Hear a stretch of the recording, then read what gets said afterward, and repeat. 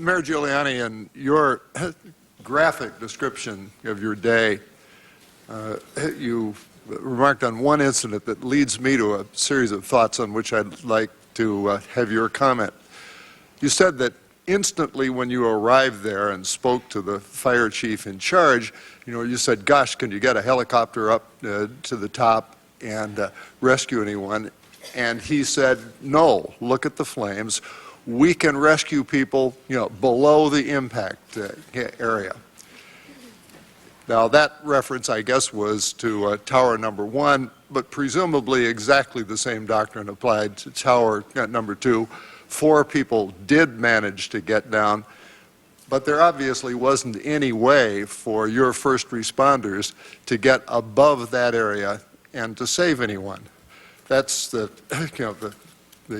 part of your narrative that caused me to this thought.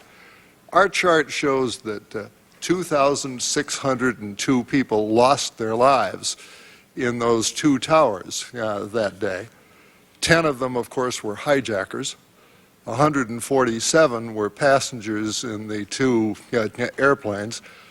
A horrendous 403 were either your firefighters or police officers or Port Authority police officers. And my arithmetic, that tells me that means that 2,042 civilians who were in the towers at the time lost their lives.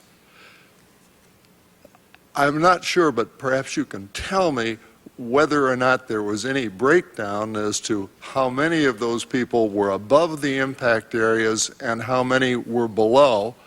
My own estimate, and you can tell me if you think I'm wrong, is probably fewer than 100 of them were below the impact areas. In other words, the overwhelming majority, there was no way for you or your people to get at all. Now, if I'm right on that, and if I'm right on the estimates that you've made that some 25,000 people were evacuated from those 2 towers, that tells me that your first responders, at the terrible price of 403 lives of their own, saved or managed the saving of over 99.5% of the people they could conceivably have saved, which is absolutely remarkable, overwhelmingly remarkable, no matter what kind of criticisms there are after the fact on the way in which it was made. Am I correct in that estimate? Would it be accurate to say that your people saved, at this cost of 403 of their own lives, 99.5% or more of the people they could conceivably have saved? I don't know if that would be the exact percentage, Senator, but the reality is that they saved more lives than I think anyone had any right to expect that any human beings would be able to do. Done differently with different people, and people may be unwilling to be as bold as they were, you would have had a much more serious loss of life. And their willingness, the way I describe it, to stand their ground and not retreat, and even their interpretation of an evacuation order. I know some of them. I know one firefighter whose family has explained this to me.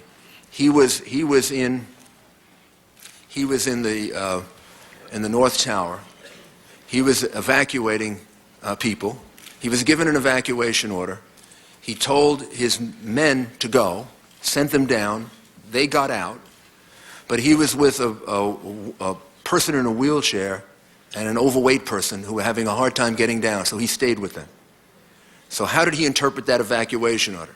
He interpreted that evacuation order: I'll get all my men out, but I'm going to stay here and help these people out. And the fact that so many of them interpreted it that way kept a much calmer situation and a much better evacuation. And these people.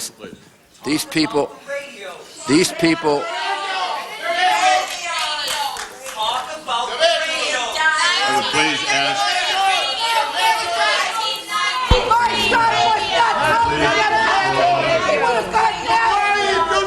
My son was murdered!